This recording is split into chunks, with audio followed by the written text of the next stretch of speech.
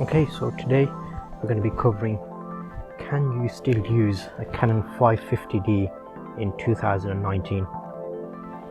If you enjoyed this video, please like and subscribe so future videos come straight to you. I think the Canon 550d is going to be one of the better entry cameras. So a lot of people will say that it's quite old, it's 9 or 10 years old now. So what you want to be able to do with that is still use it. It's fairly small and compact. I've got a 50mm 1.4 lens on it at the moment. You get great shots. You can also do 1080p video, and in this current day and age you can use mobile phones to do 1080p as well. However, mobile phones have a smaller sensor, so with that you get lower light, well, differences in performance in lower light. So with this sensor, because it's a 550d, the sensor is a bit bigger than a mobile phone, well, quite a bit bigger than a mobile phone.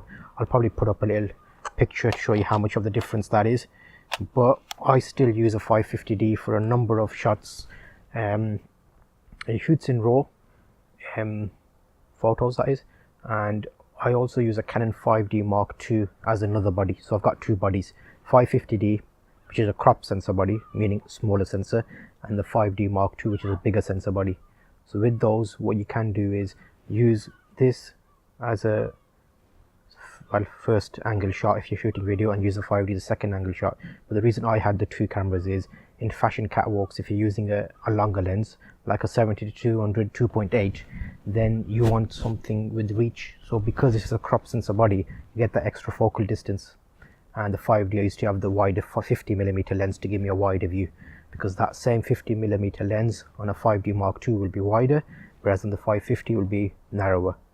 So coming back to the 550d, the reason I think we should have one if you're thinking about buying it is they're fairly cheap at the moment. So if you go on eBay, you could pick up one for maybe 150 or 200 pounds, and that may be coming with a kit lens, so the 18-55, which is another great lens to use if you're starting out, especially as it's got IS.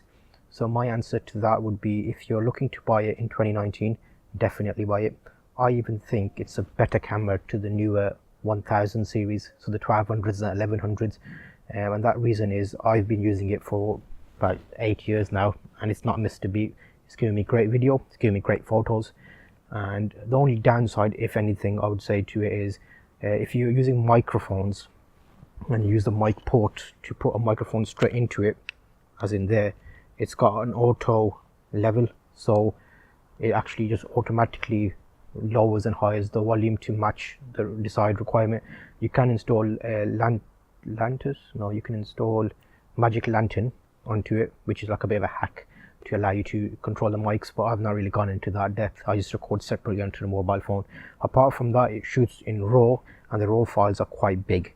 In the 5D Mark II, you can choose a smaller RAW file size if you're doing photos, and I find that saves a lot of space, especially when you're shooting a lot, because I would easily get through 200 or 300 photos in a fashion catwalk. So with those mounting up in the past that I used to do, then I've got loads of those on my hard drive, so it needs more space, and for the purpose I need them for, the smaller size RAW format is enough for print.